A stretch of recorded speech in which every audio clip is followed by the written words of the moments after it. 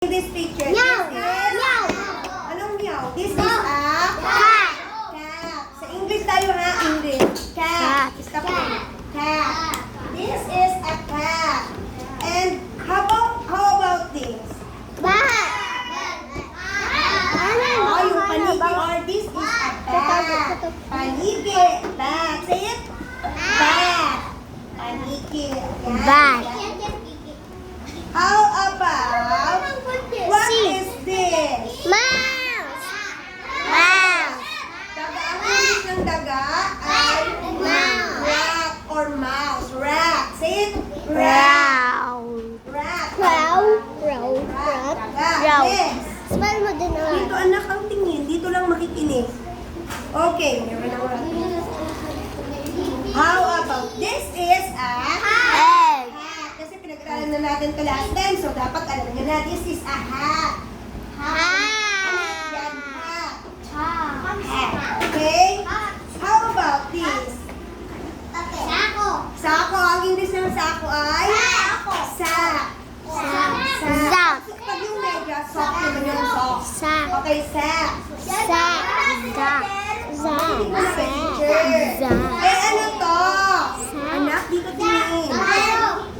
Oh, Cordero. this is a pan. Kawa. Kawa. Kawali. Eh, eto. This is a fan. Pamaypay. Fan. Fan. Ito, pan. Letter P. Ito naman, fan. Letter F. Oo, yes. Electric fan fan naman ka yan, daw, fan, fan.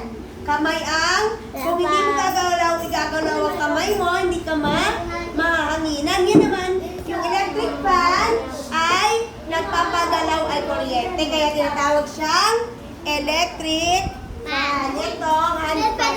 Yan, fan. Okay, next. This is a yung papel. Fan. Yung papel niya, di ba meron kayo sinasaktan? This is a fan. Sabihin nyo nga, fan. Okay, next. May hindi nakikinig dyan. Ito ay can. Okay, salamat sa naintindihan nila last time yung ating pinag-aralan. May nag-uusap.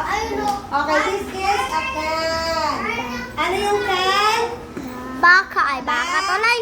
Wala mo na magdodowin. Okay, how about this? Bat. Ano to? Bat. Anak, hindi ka Bat. nakapagod. Ito, pareho sila ng spelling ng word. Pero pag ginamit siya sa pangungusap, nagiging iba. Ito, this is a bat animal. And this is a bat for baseball bat. Okay, hello, bat.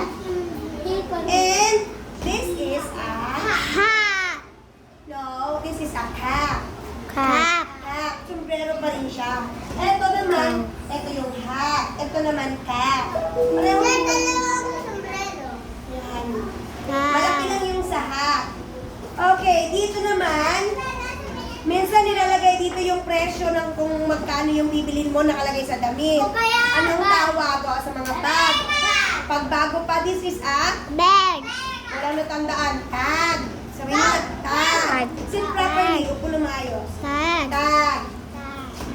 Tag yan ha, tag. Tag. Eto, this is a Bag. bag.